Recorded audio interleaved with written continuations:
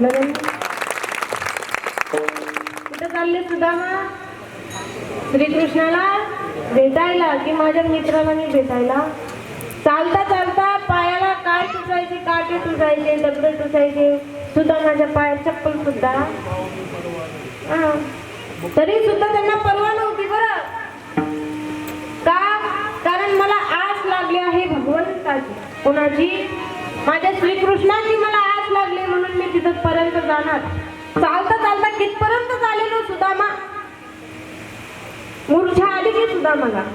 कारण पायामधून रक्त व्हायला सुरुवात झाली. काय झाली? रक्त व्हायला सुरुवात झाली. तरी सुदामाला परवा नव्हती आपल्या जीवनाची. मला जायचंच आहे. कुठं?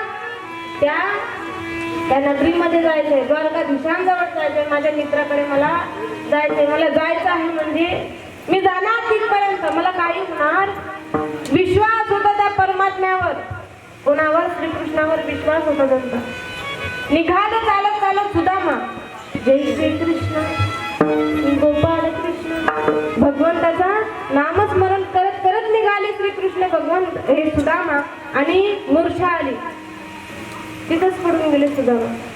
भगवंत सुद्धा डोळे टपून बसले होते सुदामावर. ते माझ्या सुदामाला काय झालं? एक परी उचललं आणि द्वारकेमध्ये नेऊन टेपलं. कोणाला? सुदामाला. देव लक्ष देतो बरं, सर्वीकडे लक्ष देतो भगवंत. आपण जर चोरी केली तर आपल्याला वाटतं की आपल्याला कोणीच नाही पाहिलं. हे नाही पाहिजे हो तुम्हाला, तो वरून पाहतोय, तो सर्वच काही पाहतोय. याचा मोल वर गेल्यावर द्यायचा आहे आणि द्यावा लागेल. हे विसरू नका की वर एक ना एक वेळेस आपण जाणार आहे. पण आपण विसरलो आहे की आपल्याला वर जायचं आहे. क्षणोक्षणाची करावा विचार करावा पार भवसी. क्षणाक्षणाला आपल्याला विचार करायचा आहे की हा जो कलियुग आहे या कलियुगामध्ये काहीही पडलेलं नाही, काहीच पडलेलं नाही. याच्यामध्ये फक्त संसार आहे, दुःखमय आहे. जगायचंय. कोणाला जर जगायचं नसेल तरी त्याला जगावं लागतं. त्याची जर मनातून इच्छा होत असेल की नाही आता मला जगायचंच नाही तरी तुला जगावं लागेल. जोपर्यंत तुझं आयुष्य पूर्ण होत नाही तोपर्यंत तुला जगावं. कोणी मरणाच्या दिशेवर जातं, कोणी मरून सुद्धा जातं. त्याचं आयुष्य संपलेलं नसेल मग त्याला मुक्ती नाही भेटत, तो असाच भटकत राहतो.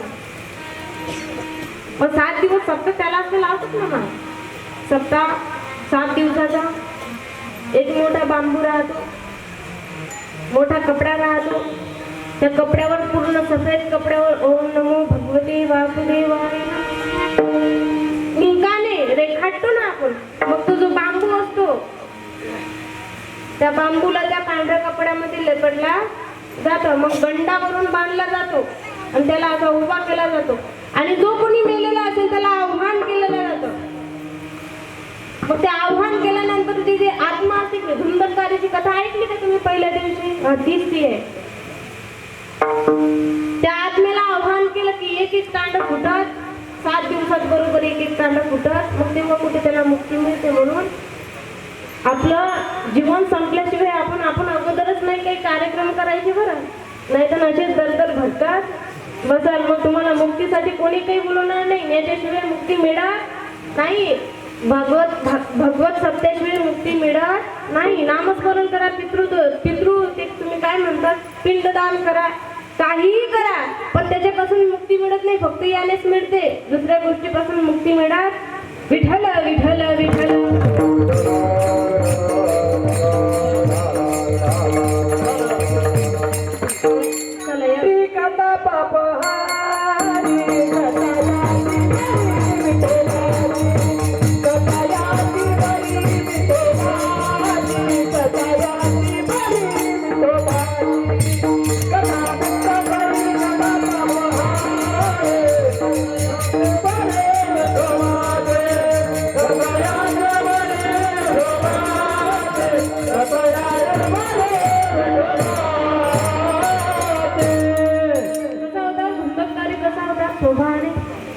ऐकली तुम्ही कथा?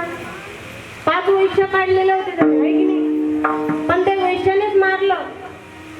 जो मनुष्य पाप करतो तो लवकर मरत नाही बरं, त्याला तरबडू मरावं लागतं. ह्या ज्या 5 वैश्य होते आधी त्याला दोराने बांधलं, त्याला मारलं सुद्धा, पण तो मेला का? शेवटी तुझं गरम गरम कोळसा होता ना त्याच्या तोंडात घातला तरी मेला का? तो मरत नाही लवकर, मग त्याला तसंच दफनवून टाकला, शेवटी तो मेला महाराज. मग तो असा दरदर भटकायचा आणि त्याचा जो भाऊ होता गोकर्ण, गायीपासून जन्मलेला गोकर्ण, त्याने खूप काही केलं, पिंडदान केलं, सर्व काही करून बघितला. आपली सूर्यनारायणाला नमस्कार केला आणि विचारलं की याच्यापासून मुक्ती काय? तर लावा श्रीमद भागवत कथा. तेव्हा गोकर्णाने 7 दिवस श्रीमद भागवत कथा वाचली. तेव्हा वैकुंठावरून विमान आलं की धुंदकारीला घ्यायला, आणि त्याला जागा नव्हती बसायला, म्हणून त्या बांबू मध्ये तो जाऊन बसला, कारण ती आत्मा होती ती हवेने उडायची. मग तिथं तो जाऊन बसला. एक एक कांड फुटत गेलं. 7 दिवस झाले आणि विमान घ्यायला आलं कोणाला? धुंदकारीला. देवासारखा झाला की धुंदकार. म्हणून भगवंताचं नामस्मरण फार करणे फार गरजेचं आहे या जीवनामध्ये तरी सुद्धा. विठ्ठल विठ्ठल विठ्ठल.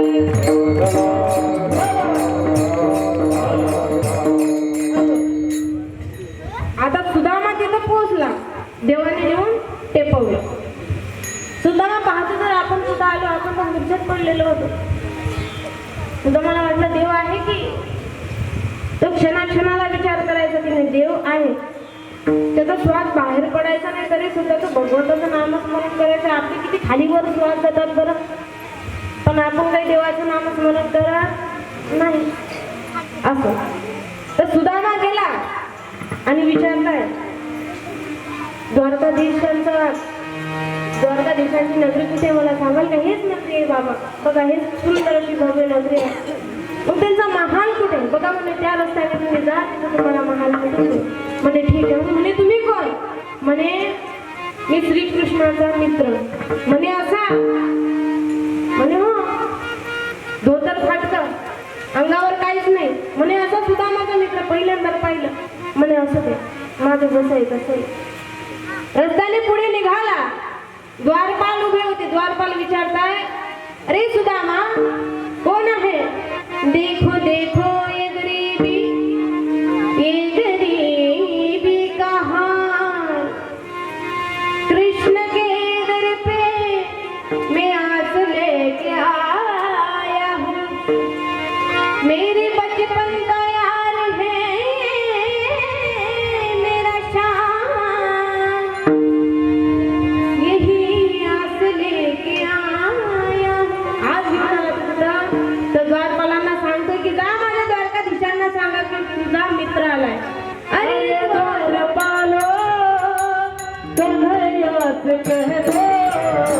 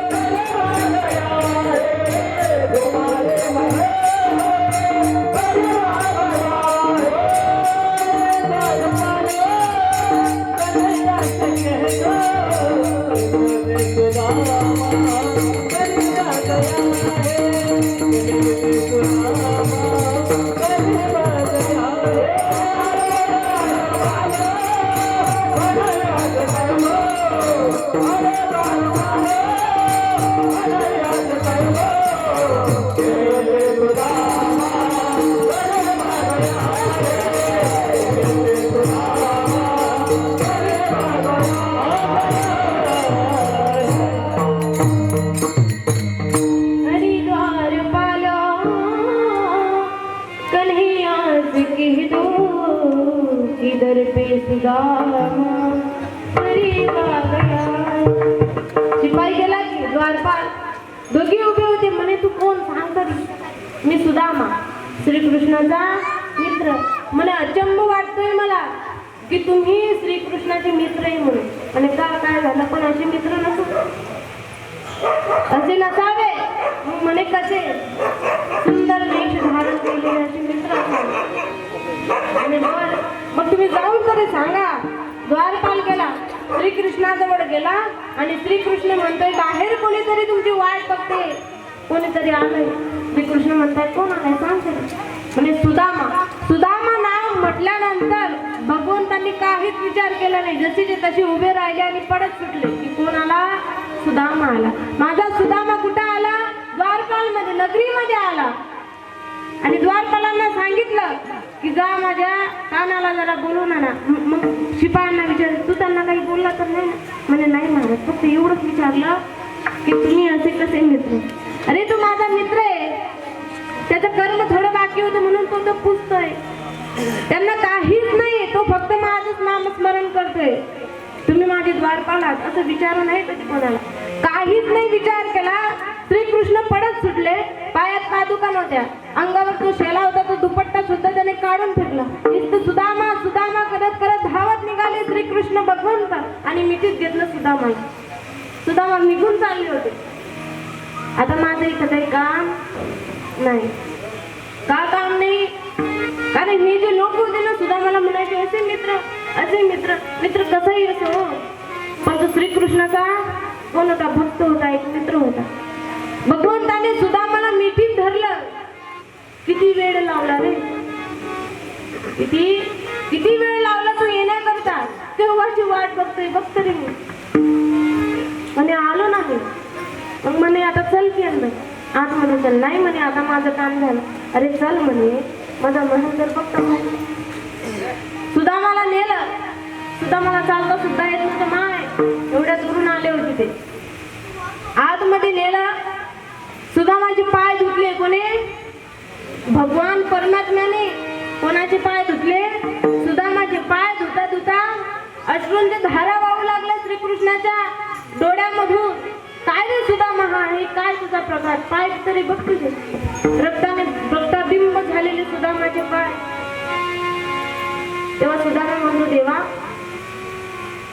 पायात पादुका सुद्धा नाही, माझ्या पायात पादुका सुद्धा नाही. सर्व काही दिलं. सोन्याचा पितांबर सुद्धा घालायला सुदामाला दिला. सोन्याचा पितांबर सुदामाला घालायला दिला. सुदामा म्हणाला देवा मला नको हे, मला फक्त तुझं नामस्मरण, तुझी मिठीत घेतलं की रे तुला. म्हणे बरं जाऊ दे, तुझा विषय सोड. वहिनी कशी काय? वहिनी चांगली. मागायला काही आला नाही सुदामा. विचार सुद्धा घेऊन आला नाही की मी श्रीकृष्णाला काहीतरी मागेल. फक्त बायको समोर तसं म्हटलं त्यांनी की मी काहीतरी मागून. पण भगवंत आहे तो, त्याला सर्वच काही करतं. म्हणे वहिनीने माझ्यासाठी काहीतरी पाठवलंय, देतो का? म्हणजे नाही काहीच नाही पाठवलं. म्हणजे दाखव तरी. तेव्हा पोटली काढली आणि त्याच्यामध्ये थोडेसे पोळी होते. भगवंताने काय केलं? एक मुठीत घेतला आणि मुखामध्ये स्वर्गच दिला. 3 मुठा घेतल्या अशा. दुसरी मूठ घेतली, परंतु तिसरी मूठ रुक्मिणीने खाऊ नाही दिली. का सर्व सुदामाला सर्वच देता का सुदामाला? मनातल्या मनात देवीने म्हटलं. माझा पुढाकार म्हणून रुक्मिणीने काय म्हटलं की देवा तुम्ही स्वाद घेताय, जरा आम्हाला तरी घेऊ द्या. तेव्हा ते 3घी जणीने वाटून खाल्लं. तो तिसरा घास 3घी जणीने. तेव्हा भगवंत म्हणाले जा सुदामाच्या पत्नी जवळ आणि तिला जे काय पाहिजे ते सांगू, आणि जे ती म्हणेल ते तू तिला करून दे. भगवंत आले. म्हणे काय पाहिजे तुला सांग की. म्हणे मला काहीच नाही पाहिजे. तू बघ तुझ्या मुलांकडे बघ जरा, त्यांना खायला काही नाही. म्हणे एक काम करा, मग माझी पुरी नगरी सोन्याची करून द्या. आता आपण कधी शेजारच्यांचा विचार केलाय का? माय तिला वाटलं असतं तर तिने तिचं घरच सोन्याचं करून घेतलं असतं की नाही. पण नाही, तिने शेजारची ज्यांना ओळखत नव्हतं त्यांची सुद्धा घर सोन्याचं करून दिलं. म्हणजे अख्खी नगरी तिने सोन्याची करून घेतली. कोणाकडून? परमेश्वराकडून. मग तेव्हा भगवंत हात जोडताय, धन्य हो माते, दुसऱ्यांचा सुद्धा विचार करणारी. आपण दुसऱ्यांचा विचार करतो का? आपण काय म्हणतो, निंदकाचे घर असावे शेजारी. निंदकाची घर असतात शेजारी, पण आपण जर त्यांच्याशी चांगले वागलो ना तर ते सुद्धा आपल्याशी चांगले वागतात. हे सुद्धा आपल्या डोक्यात ठेवून घेणार. वैर करून काही फायदा नाही. वैर कधीच करायचं नाही. या जीवनामध्ये आल्यानंतर वैर करून तुम्ही काय कराल बरं? उलट तुमच्या डोक्यावर पाप घेऊन तुम्ही वर जा. तुमचं पाप तुम्ही नष्ट कुठं करता? नदीत. Oh,